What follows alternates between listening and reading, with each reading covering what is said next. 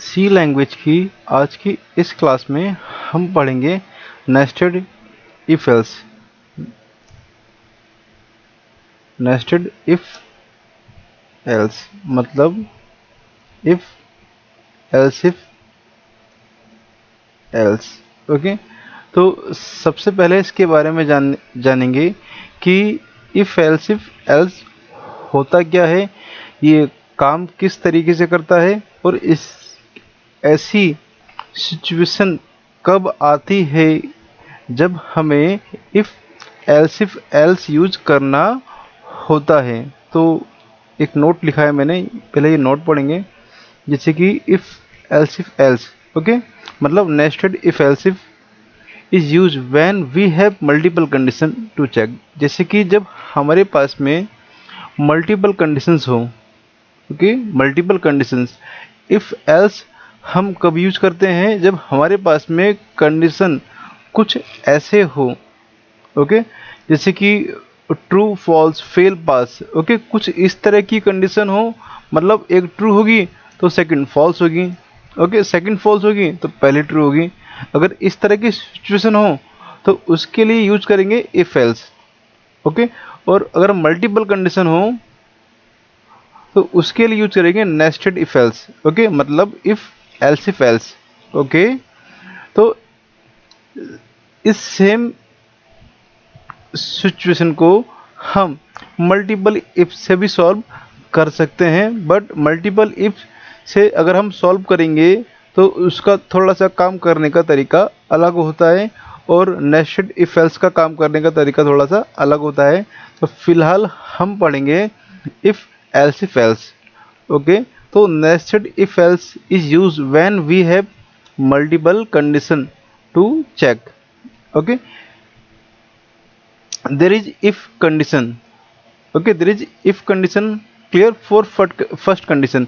हमारे पास में क्या होता है, जैसे कि मैंने सिंटैक्स लिखा है, if then else if then else if then else, clear.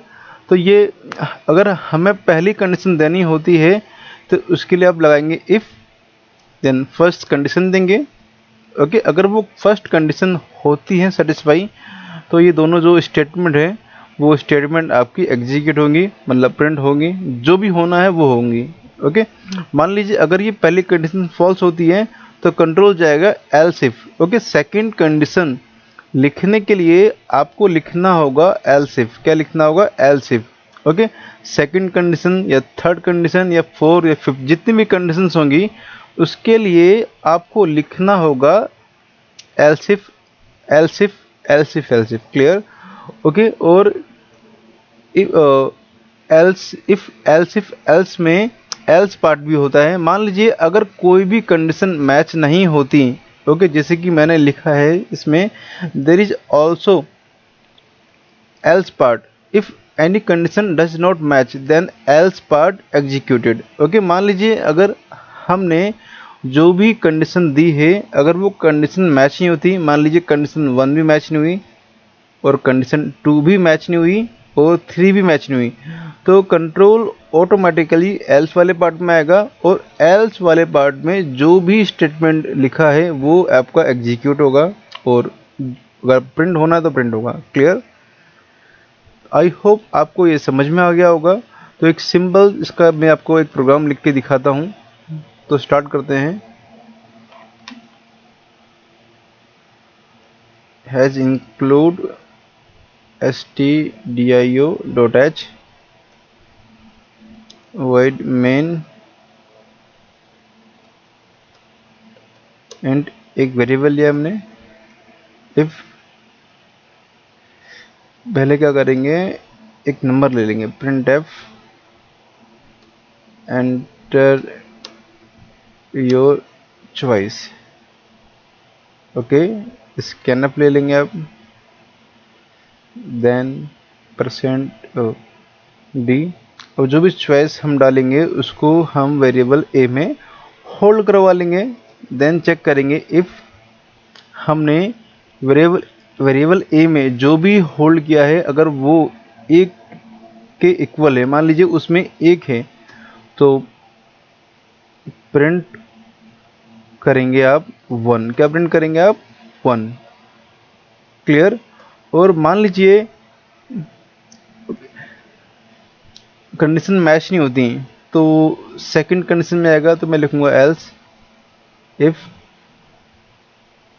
Okay else if लिखा मैंने, देन मैंने यहाँ दिया ए डबल इक्वल टू 2। मान लीजिए ओके ए में 2 है तो क्या होगा, तो उसके लिए आप प्रिंट करेंगे, प्रिंट एफ लगाएंगे और प्रिंट एफ लगा के यहाँ लिखेंगे 2, क्या लिखेंगे 2, तो यहाँ पर 2 प्रिंट होगा, क्लियर। अगर मान लीजिए 2 भी मैच नहीं होता तो else if a double equal to 3, क्या लिखा 3, ओके। मान लीजिए अगर 3 होता है तो प्रिंट करेंगे आप 3। और मान लीजिए इसमें से कोई भी कंडीशन मैच नहीं होती तो एक लिखेंगे आप एल्स वाला पार्ट।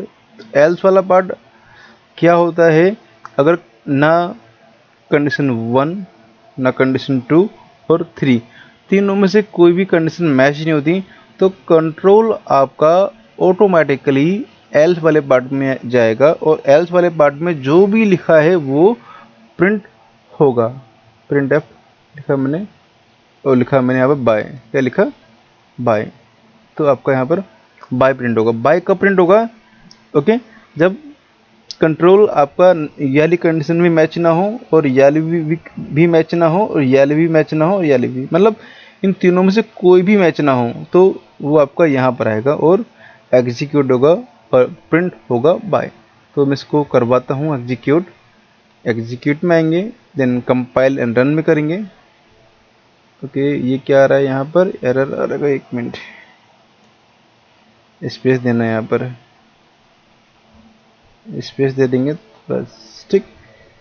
ये हमने कंपाइल एंड रन किया हमने और यहाँ पर हमने सेमीकोलन नहीं लगाया। जैसे कि सी लैंग्वेज में आपको पता होगा, in C language every statement end with semicolon. Okay semicolon हम इसलिए लगाते हैं क्योंकि ये लाइन यहाँ पर एंड हो गई, अगली जो लाइन आप लिखेंगे, अगली जो स्टेटमेंट लिखेंगे उसका इस स्टेटमेंट से कोई लेना देना नहीं है। तो एग्जीक्यूट में आएंगे, कंपाइल एंड रन में करेंगे। इससे बोला एंटर योर चॉइस, मैंने डाला 1 तो प्रिंट होगा आपका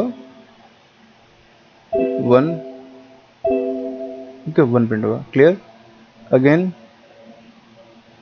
मैंने क्या किया, एग्जीक्यूट कंपाइल एंड रन किया मैंने, तब 2 प्रेस किया हमने तो 2, क्लियर। मान लीजिए मैंने यहाँ डाला इसमें 5, क्या डाला 5, ओके तो लिखा आएगा बाय, ओके। बट ये जो काम हमने इफ एल्स में किया है, ओके इसमें क्या होता है, इसमें एल्स वाला पार्ट भी होता है, ओके। बट मल्टीपल इफ में एल्स वाला पार्ट नहीं होता तो हमें उसमें एल्स वाला पार्ट लिखने के लिए अलग से लॉजिक यूज लगाना पड़ता है, क्लियर। तो अगली क्लास में हम ये जानेंगे कि मल्टीपल इफ और नेस्टेड इफ एल्स, मतलब इफ एल्स में क्या डिफरेंट होता है, क्योंकि दोनों का काम करने का तरीका कैसे होता है, क्लियर। तो क्लास को मैं करता हूँ स्टॉप। अगर कोई प्रॉब्लम है आपको तो आप मुझे कमेंट कर सकते हैं।